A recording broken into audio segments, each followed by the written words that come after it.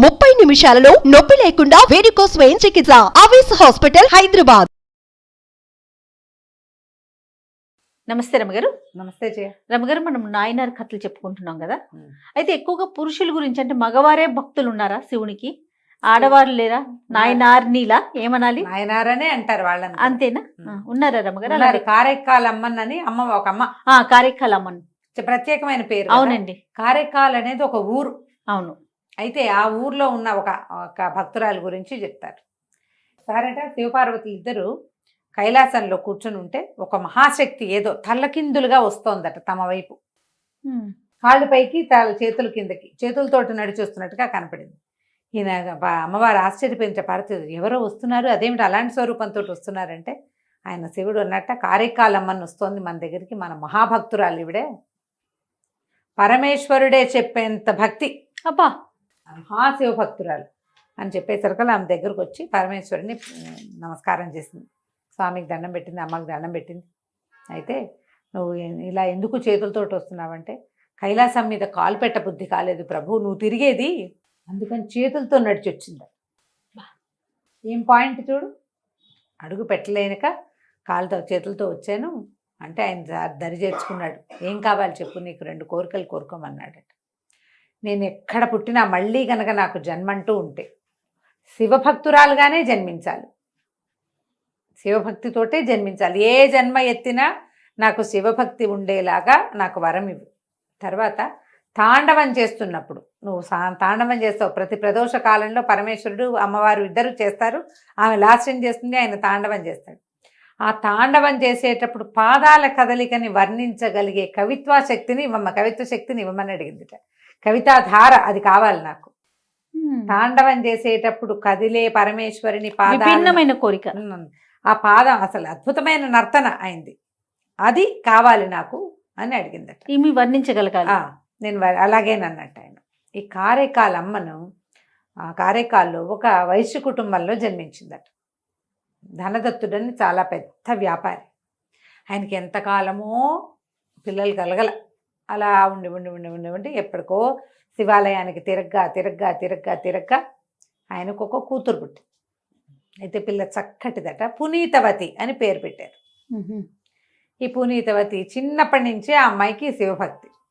తండ్రితో కలిసి దేవాలయానికి వెళ్ళేది, తల్లితో కలిసి అన్ని రకాల పూజలు చేసేది, ఎవరైనా శివభక్తులు వాళ్ళు వాకిట్లకు వస్తే వాళ్ళకి బిచ్చం పెట్టేది ఆసక్తిగా, శివ పూజ కథలు, శివ సంబంధమైన గాథలు వినేది, శివపురాణం అవి చక్కగా కథలు నోటికొచ్చు, ఎవరైనా అడిగితే పొల్లు పోకుండా శివ స్తోత్రాలు అప్పచెప్పేది, ఎంతో బుద్ధిమంతురాలుగా ఉండేది.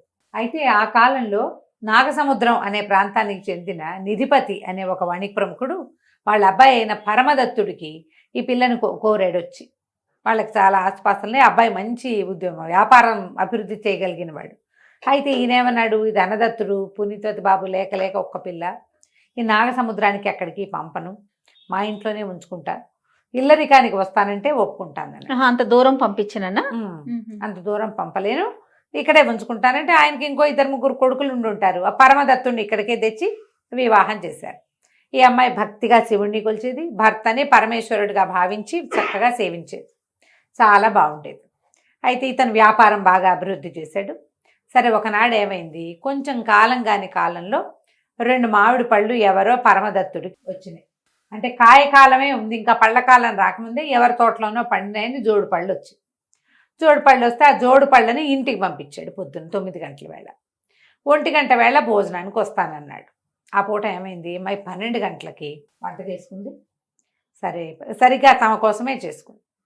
ఎవరో ఒక శివభక్తుడు ఒక ఆయన వచ్చి, అమ్మ ఆకలిస్తుంది అన్నం పెట్టమంటే అన్నం కూర వేసి భోజనం వడ్డించేసరికల్లా ఇంకేదైనా వేయమన్నాడు ఆయన. వేయమంటే ఈవిడేమంది, భర్తకి కూర కావాలి కనుక 2 మామిడి పళ్ళు ఉన్నాయి, ఓ పండు ఆయనకుంటుందని 2వ మామిడి పండుని ఈ శివభక్తుడి ఆకులో వేసేసింది. ఆయన ఆ పండు తిని చాలా సంతోషించి పుత్రపౌత్రాభివృద్ధిగా ఈ పునీతవతిని దీవించి, వ్యాపారం అభివృద్ధి కావాలమ్మా, నువ్వు నీ శివభక్తి ఎల్లప్పుడూ ఇటాగే ఉండాలని ఆయన వెళ్ళిపోయాడు. 1:30-2 అయ్యేసరికల్లా ఈ పరమగుప్తుడు వచ్చాడు ఇంటికి. భర్త వచ్చాడు, అన్నం పెట్టింది. చాలా శ్రద్ధగా కాళ్ళు కడుక్కోవడానికి నీళ్ళు ఇచ్చి, కాసిన మంచినీళ్ళు ఇచ్చి, సేద తీర్చి ఆగేసింది, అన్నం పెట్టింది. అన్నబెట్టి మామిడి పండు తరిగి పళ్ళని వేసి అన్న దీన్ని మామిడి పండు తిని అబ్బాయి ఎంత తీయగా ఉంది, ఆ రెండో పండు కూడా వేయి అన్నాడు. కంటిపోయింది, రెండో పండు ఏది లేదంటే ఏమంటాడో. వంటింట్లోకి వెళ్ళి పరమేశ్వర మామిడి పండేమో శివభక్తుడికి వేసిస్తాను, ఇప్పుడు భర్త అడుగుతున్నాడు ఏం చేయను అంటే టింగమని మామిడి పండు ప్రత్యక్షమైంది. శివుడికి పరమేశ్వరుడికి ఎదురుగుండా పెట్టిన ప్రసాదం పళ్ళెల్లో. సరే ఆ పండు తీసుకెళ్ళి 2 ముక్కలు చేసి భర్తకి ఇచ్చింది.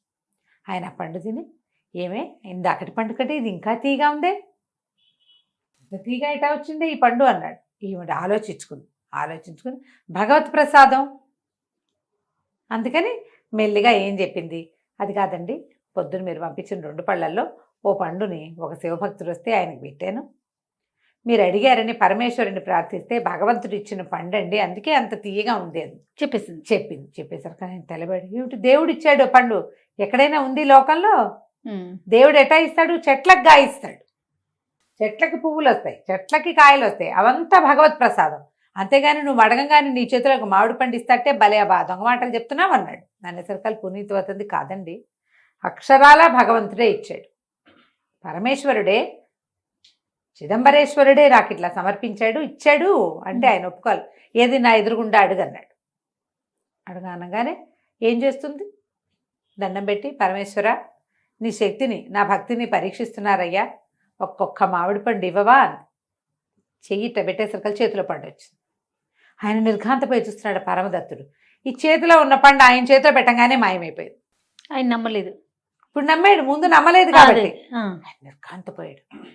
మనిషి కాదు ఇది, ఏదో దేవతా స్త్రీ, దీంతో కాపురం చేసేది ఏమిటి? మనం దేవతా స్త్రీలతో కాపురం చేయొచ్చునా?